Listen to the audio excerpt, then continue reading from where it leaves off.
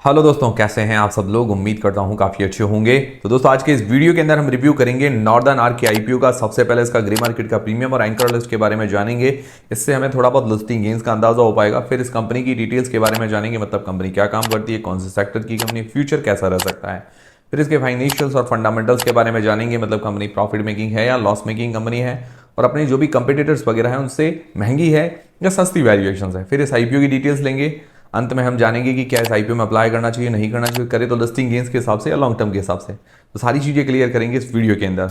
आप सभी को, मुस्लिम भाइयों को ईद की बहुत बहुत शुभकामनाएं। उसके अलावा आज हमारे तेरस भी है, मतलब हमारा जो समाज है खत्री समाज, तो उनके अंदर तेरस वगैरह मतलब मेन इंपॉर्टेंट डे रहता है हिंगलाज माता के लिए।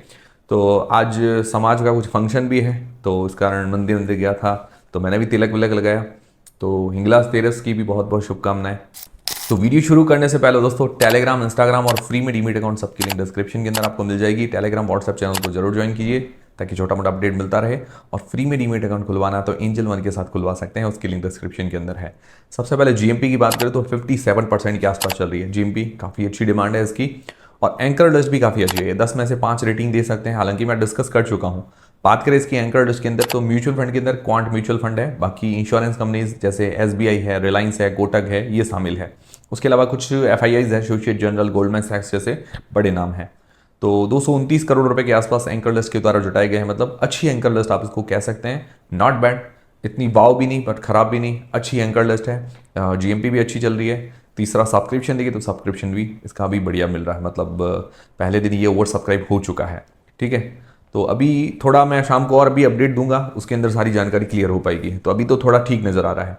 फिर कंपनी की डिटेल्स के बारे में जानते हैं। तो कंपनी क्या है कि लोन्स वगैरह देती है, मतलब फाइनेंस सेक्टर की कंपनी है।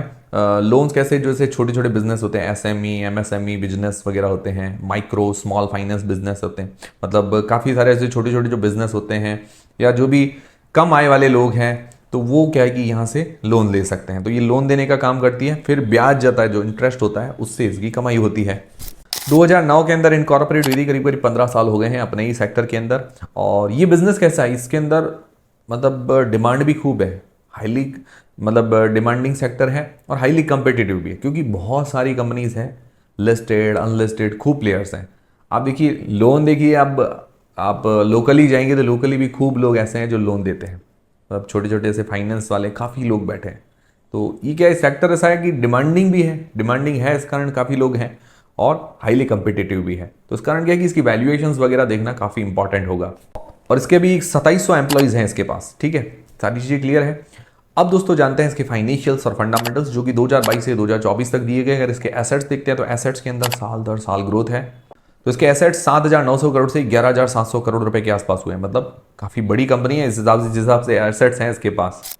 तो रेवेन्यू के अंदर भी साल दर साल ग्रोथ है, 916 करोड़ से 1900 करोड़ रुपए के आसपास हुआ है, लगभग 2 गुना से ज़्यादा की ग्रोथ है। फिर बात करें प्रॉफिट आफ्टर टैक्स की, तो 181 करोड़ से 317 करोड़ रुपए इसका प्रॉफिट हुआ है। और प्रॉफिट मार्जिन थोड़े से घटे हैं, बट क्या है कि प्रॉफिट भी बढ़ा है, रेवेन्यू भी बढ़ा है। जब पहले लगभग 19% के आसपास थे, अभी 16% के आसपास, तो ऐसी कोई ज़्यादा चिंताजनक बात नहीं है, अच्छी ग्रोथ दिखा रही है। डेट बोरोइंग्स की बात करें 9,047 करोड़ रुपए की। देखिए फाइनेंशियल्स कंपनियां लोन कैसे देगी, कहीं से लेगी तब देती आगे, और बीच में उनकी कमाई तो इसको ज़्यादातर नहीं काउंट करे तो भी चलता है। तो ओवरऑल अगर फाइनेंशियली देखें तो काफ़ी मजबूत कंपनी है नजर आ रही है, क्योंकि रेवेन्यू प्रॉफिट के अंदर बहुत अच्छी ग्रोथ है। फिर रिटर्न ऑन नेटवर्थ की बात करें तो 13% के आसपास है, जो कि कम है, 15% से कम। 15% से ऊपर हो तो बढ़िया बात है। तो इसका P, price to earning ratio 11.78 का निकल कर आता है। और अदर्स जो इसके मतलब मार्केट के अंदर कंपिटिटर्स हैं, बजाज फाइनेंस है, एसबीएफसी फाइनेंस है, ऐसी काफ़ी सारी कंपनीज हैं, तो उनका पी जो है, कोई छोटी कंपनीज भी उनका पी 6 के आसपास है, तो 6 से लेकर लगभग 36 के बीच में निकल कर आता है। तो इसका पी है 11 के आसपास। तो देखा जाए तो ज़्यादा महंगी नहीं है और ज़्यादा सस्ती भी नहीं, ठीक है, बराबर वैल्यूएशंस है। मतलब ये अच्छी बात रहेगी जो बहुत ज़्यादा महंगी नहीं लेके आए। तो मैंने कहा कि हाईली कंपिटिटिव है, बहुत सारी कंपनियां हैं मतलब कंपेयर करने के लिए, उस हिसाब से वैल्यूएशन वगैरह सही है, तो मतलब थोड़ा लिस्टिंग मिलने की संभावनाएं नजर आ रही है। फिर इस आईपीओ की डिटेल्स के बारे में बात करें तो आईपीओ 16 सितंबर से लेकर 19 सितंबर के बीच में ओपन रहेगा। आज की तारीख में ये ओपन हो गया है। फेस वैल्यू 10 रुपये पर शेयर। प्राइस बैंड रखा गया है 249 से लेकर 263 रुपए के बीच में। 57 शेयर्स का ये लॉट है। पी वाइज रीजनेबल वैल्यूएशन है। इसका टोटल इश्यू साइज है 777 करोड़ रुपए का, जिसके अंदर फ्रेश इश्यू है 500 करोड़ रुपए के, मतलब ये वर्किंग कैपिटल रिक्वायरमेंट वगैरह के अंदर ही काम में लेने वाले हैं। और OFS है 277 करोड़ रुपए का, तो फ्रेश इश्यू ज़्यादा, ये अच्छी बात है। एम्प्लॉयज़ को 24 रुपये का डिस्काउंट दिया गया है। रिटेल पोर्शन है 35% का और इसकी जो लिस्टिंग डेट है 24 सितंबर को। 24 सितंबर को शेयर मार्केट के अंदर लिस्ट हो जाएगा। तो ये हो गई पूरी आईपीओ की डिटेल्स। अब सबसे मेन सवाल ये आता है कि क्या इस आईपीओ में अप्लाई करना चाहिए, नहीं करना चाहिए। करे तो लिस्टिंग गेन्स के हिसाब से या लॉन्ग टर्म के हिसाब से। उससे पहले आपके फैमिली मेंबर्स में किसी के पास डीमेट अकाउंट नहीं है, खुलवाना चाहते हैं, तो एंजल वन के साथ आप बिल्कुल फ्री में खुलवा सकते हैं। उसकी लिंक डिस्क्रिप्शन के अंदर है। तो सबसे पहले लिस्टिंग गेन्स के हिसाब से देखिए तो वैसे मैं 3 पैरामीटर्स लेता हूँ। GMP पहला, दूसरा सब्सक्रिप्शन, तीसरा एंकर लिस्ट और चौथा वैल्यूएशंस भी डाल देता हूँ।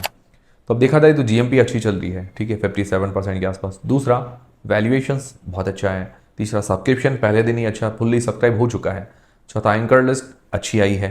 तो मतलब चारों ही पैरामीटर अच्छे दिख रहे हैं। तो रिस्क थोड़ा सा जो है कम है। फुली कॉन्फिडेंट कुछ भी नहीं कह सकते, बट हाँ रिस्क थोड़ा सा कम है। तो मतलब लिस्टिंग गेन्स मिलने की संभावनाएं नजर आ रही है। बाकी डिसीजन आपको अपनी रिस्क, अपना एनालिसिस लगा के बनाना है। फिर लॉन्ग टर्म के हिसाब से पॉजिटिव्स और नेगेटिव्स देख लेते हैं। पॉजिटिव्स क्या है, सेक्टर ही अच्छा है, डिमांडिंग सदाबहार सेक्टर है। उसके अंदर इसकी वैल्यूएशन सही है, वैल्यूएशन रीजनेबल है, फाइनेंशियली स्ट्रांग है, रेवेन्यू प्रॉफिट के अंदर बहुत अच्छी ग्रोथ देखने को मिल रही है। एंकर लिस्ट इसकी अच्छी आई है।